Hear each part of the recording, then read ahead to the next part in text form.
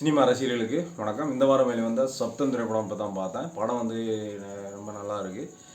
அந்த படத்தோட இயக்குனர் வந்து ஈரம் படத்தை இயக்கிய அறிவழகன். படத்தில் நடித்தது யாருன்னா ஆதி, லட்சுமி மேனன், சிம்ரன், லைலா அவங்களாம் நடிச்சிருக்காங்க. இந்த படத்தோட கண்டென்ட் என்னென்னா, படத்தோட ஹீரோ வந்து ஆவிகளை ஆராய்ச்சி பண்ணி ரிப்போர்ட் கொடுக்கக்கூடிய ஒரு இன்ஸ்பெக்டராக இருக்கார்.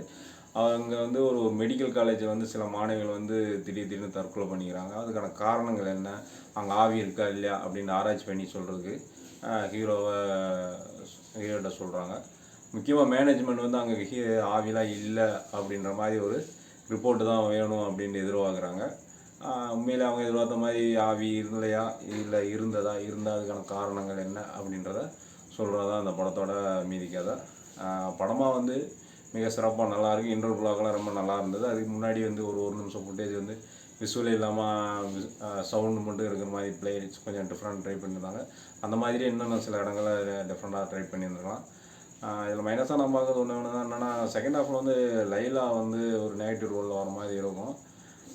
அதுதான் கொஞ்சம் எனக்கு அவ்வளோவா அந்த கேரக்டர் செட் ஆகாத மாதிரி வந்து இருந்தது. ஏன்னா அவங்கள வந்து நிறைய படங்களில் சாஃப்டான கேரக்டர் பார்த்ததுனால இதில் கொஞ்சம் வரக்கூடிய நெகட்டிவ் ரோலுக்கு நம்ம அடாப்ட் பண்ணி பார்க்க முடியல. அவங்க சிறப்பாகவே நடிச்சிருந்தாங்க. பட் நம்மளுக்கு எனக்கு அந்த மாதிரி ஒரு ஃபீல் இருந்தது. பட் அதெல்லாம் தவிர்த்து பார்த்தோம்னா படமாக வந்து மிக சிறப்பாக நல்லா இருக்குது. இதில் சவுண்ட் எஃபெக்ட் வந்து ஒரு ஸ்பெஷல் கேரக்டராக நல்லா பண்ணியிருக்காங்க.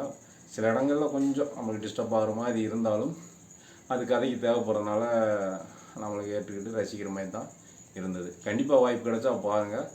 ஒரு நல்ல ஒரு அனுபவத்தை தரக்கூடிய ஒரு படமாக தான் வந்திருக்கு. நல்லாவே இருக்குது. நன்றி, வணக்கம்.